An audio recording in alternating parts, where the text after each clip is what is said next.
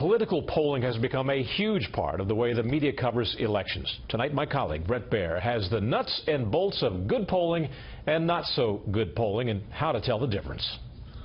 In the presidential race, a brand new ABC News Washington poll. The CBS News Battleground Tracker poll. Hillary Clinton is extending her lead over Donald Trump in several national polls. As you take a look at the Real Clear Politics average of polls are everywhere. Our new NBC News Survey Monkey online tracking poll. And one thing is clear.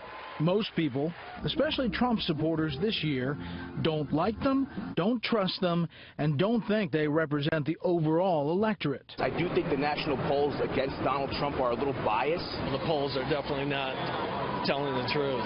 I do not believe them. Here's a common complaint or question.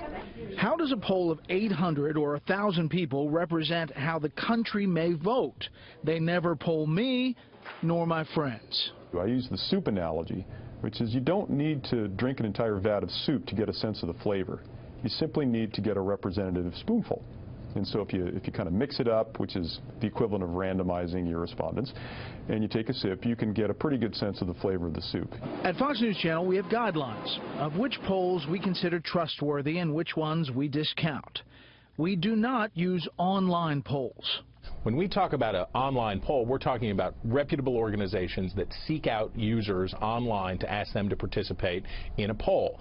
That is a survey of a kind. Computers still create a technology barrier, but they also now create an opt-in barrier that not everybody feels comfortable engaging in an online poll when a pop-up window comes up. So we just exclude that for now. There's another thing, which is basically a contest where you can direct your supporters, or anybody can go online and click on a box to say who they support. That's not a poll, and that has no statistical correlation to what the electorate really thinks. Fox News polls and other polling organizations we respect use live interviewers for the poll, not robocalls, and call both landlines and cell phones. Some polls don't call cell phones. Well, that's a big problem because younger voters, for instance, are much more likely to have a cell phone than a landline. Since the Fox News poll uses live interviewers, calls cell phones, it's a reliable poll. And we know, going back from time, that the polls that call the cell phones, that ensure that each person in the population has an equal chance of being selected, tend to be more accurate over the long run.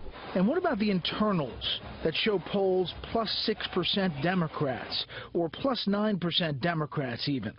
The party's self-identification issue.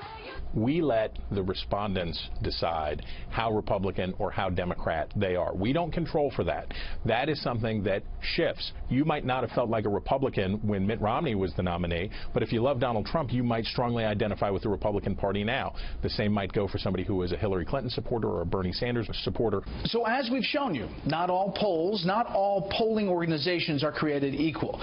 So we want to tell you what we rely on. If you take the average of polls, there's about 40 organizations here. You see the blue line is Hillary Clinton, the red line, Donald Trump. These are 40 organizations conducting national polling. You can see Clinton maintains a lead here, but it's not all the same. As we explained, some rely on those automated phones or internet to canvass potential voters, and they can be unreliable or fail to give you a true representative sample of the country. So let's pull those polling organizations out of our equation.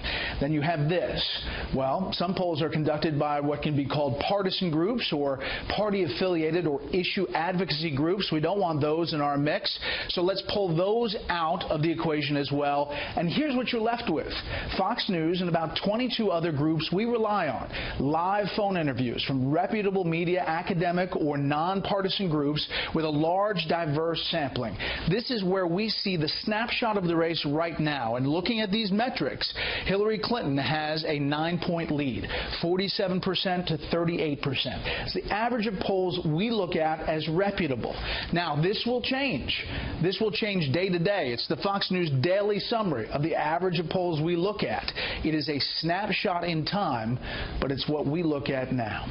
And that is the key thing about all polls. They are tools for measuring support of a snapshot of time in an election.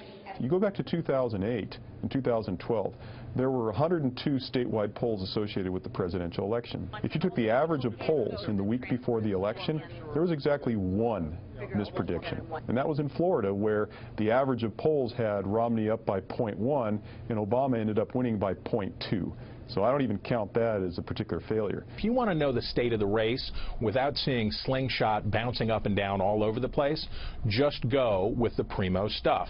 Although polls at this particular time, it's more difficult to reach certain individuals than it was 20 or 30 years ago before caller ID and before cell phones, the polls over the past few cycles have in fact given us a pretty good idea of who's going to win or lose. And after Labor Day, most organizations, including this one, will switch to polling likely voters instead of registered voters, usually providing an even more accurate screen to find out who will likely show up on Election Day and vote. In Washington, Bret Baier, Fox News.